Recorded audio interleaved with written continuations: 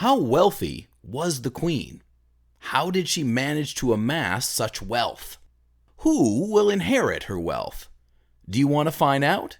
Then stay tuned. At the age of 96, Queen Elizabeth II passed away on September 8th. Elizabeth served as the UK's longest reigning monarch for 70 years, leaving behind a significant legacy. She was not only the Queen of England, but also a very wealthy individual. Queen Elizabeth II successfully turned the House of Windsor into the world's fifth biggest business brand, placing it ahead of Coca-Cola, Nike, Ferrari, and Microsoft in the rankings. Elizabeth turned the British monarchy into one of the world's biggest brands. This shows how influential and powerful the late Queen of England is. She was not only a figure of considerable influence, but also amassed a great deal of fortune. Her rule encompassed an era in which a huge amount of money was created all over the world as a result of the proliferation of new firms in the decades following World War II.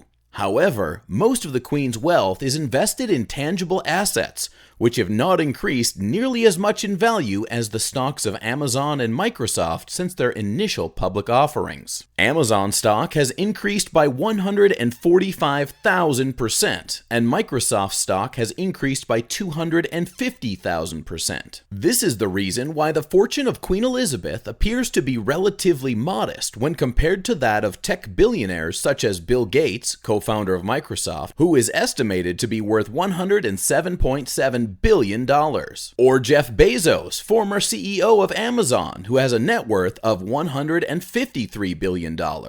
According to an estimate from Forbes, Elizabeth's personal wealth comes from investments, art, jewelry, as well as real estate worth over $500 million.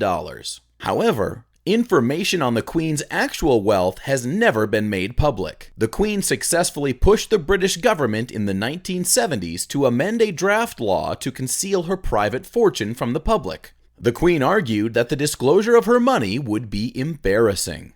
The following is a breakdown of how much money the Queen was worth, where the money originated from, and where it may go in the future. The Sovereign Grant is a taxpayer fund that is given on a yearly basis to members of the British royal family. The Queen benefited financially from this annual income. It stems from a deal that King George III made with Parliament, in which he agreed to give up his income in exchange for a guaranteed annual payment that would be provided to him as well as to subsequent generations of the royal family. It was formerly known as the Civil List, but in 2012 it was discontinued in favor of the Sovereign Grant. In 2021 and 2022, this grant was estimated to be just over $105 million. These funds are designated for official travel expenses, property upkeep expenditures, and operational or maintenance costs associated with Buckingham Palace, the residence of the Queen. However, the Queen does not only receive an annual income, she also earns from a company valued at $28 billion called Royal Firm. The firm is also occasionally referred to as the Monarchy plc. The firm is a collection of famous members from the House of Windsor, which serves as the ruling family of the monarchy and of which the Queen has served as the head. Together, they run what might be regarded as a global economic empire that contributes hundreds of millions of dollars to the economy of the United Kingdom each year through broadcast events as well as tourism.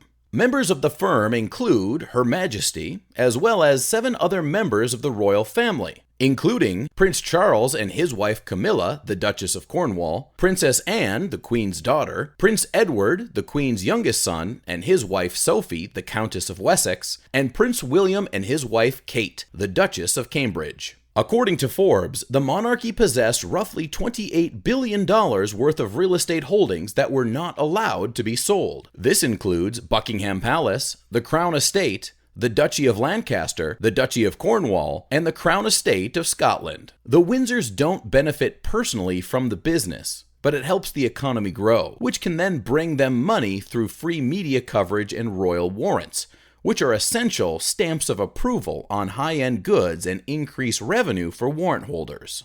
The Crown Estate is one of the Queen's many real estate holdings that brings in a significant amount of revenue for her.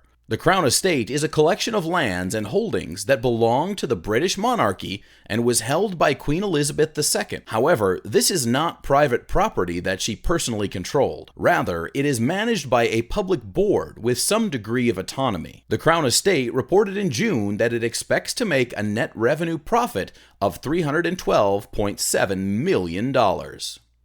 The Queen's Privy Purse is a portfolio of assets kept in trust since the 14th century. This portfolio provides Her Majesty with the private income she receives from the Duchy of Lancaster. The Duchy of Lancaster had a net excess of $24 million at the end of March 2022, thanks to the $652.8 million in net assets that were under its control at that time. According to a statement that may be found on the website of the Duchy of Lancaster, quote, "They take the shape of property and financial assets."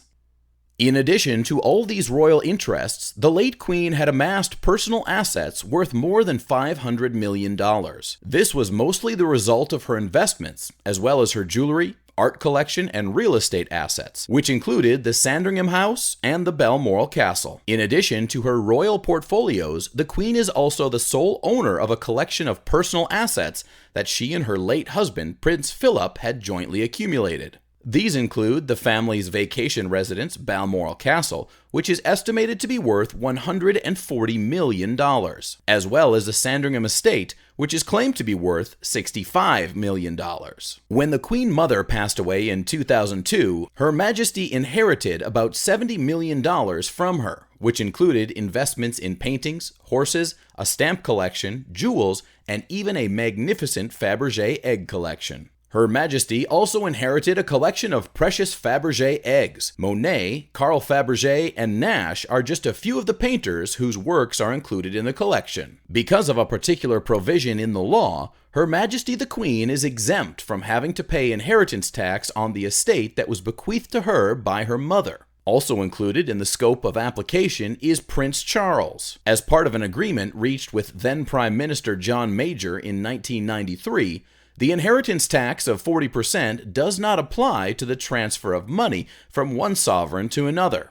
This was done to prevent the royal family's fortune from being depleted. Following the death of Queen Elizabeth, the throne was not the only thing that was transferred to her eldest son Charles, who is now known as King Charles III, but also her personal riches and a number of a sizable portfolio of properties that included famous castles and the crown jewels.